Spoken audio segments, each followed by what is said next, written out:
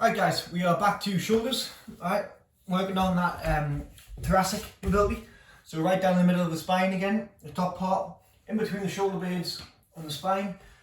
Because of daily life, just whilst doing there, it tends to be that we end up sitting in this hunched posture way too much. Everything gets overstretched, we don't get it pulled back into the right positions. Habit through training as well means that generally, most of the time, we don't have enough movement in our shoulder blade, shoulder and scapula. The range of motion of the scapula, there's a lot it actually does. It should slide and move freely across the back. Because most of us don't use it enough and haven't in the past, in daily life that I've just explained, that gets very stiff, very sticky and doesn't really function as well as it should.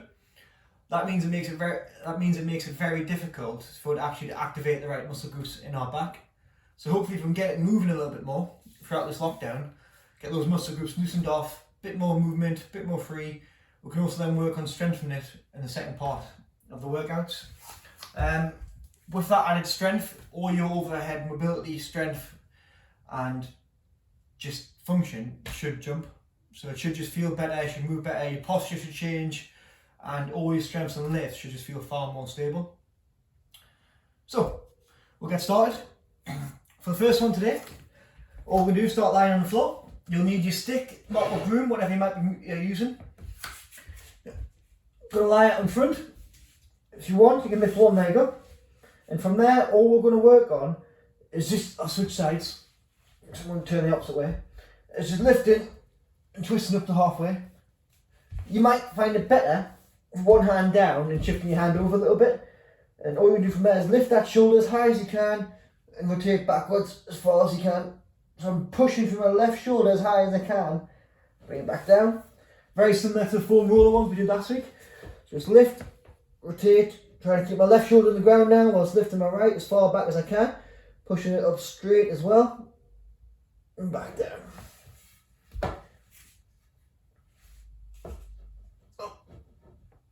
So I'm just going about halfway, 3/4 of rotation, and back up. So probably for these, go for 8 to 10 reps each side. Maybe 2 sets. And then if you want, you can start adding in the ones that we were doing last week. For lifting, pulling back, over, when you come back down, lift. So you start adding a little bit of a complex to it. Don't have to, it's entirely up to you. From there, our next one, you're going to need a foam roller, yoga block, anything like that. What we're going to work on is just a little bit of strength and increasing that range of motion. So the options, you can either use a band, resistance band for this one, or a little weight, so I'll change in a second.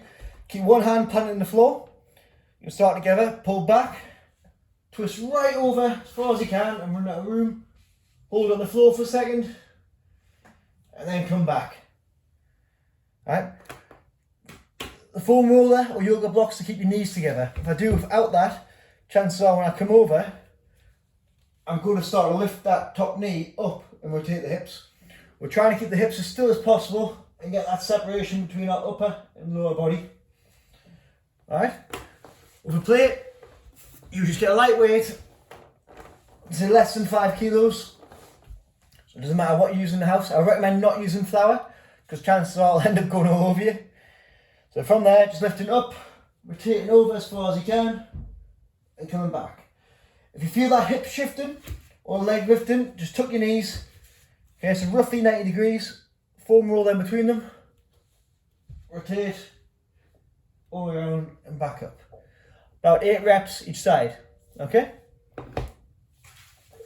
Once you've done that, we're going to jump back to the stick and do one of my favourites, which is going to do a little bit of everything. This time, we're going to the same position as we did at the start, but you're going to lift one leg up, alright?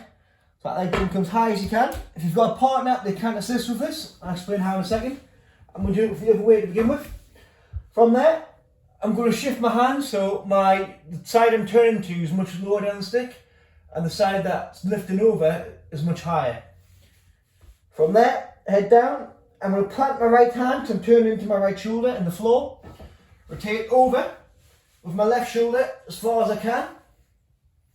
And then when I get stuck, I'm just going to spend a little bit of time there. Try and move, make sure you can see. So if I'm getting stuck here, I'm just going to hold it. Nice deep breath out.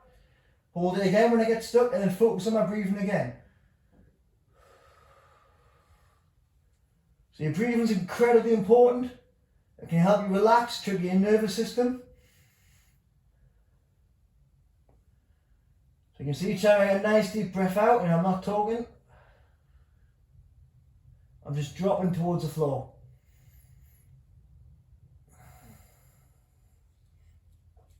For this one, I wouldn't worry too much about your knee lifting.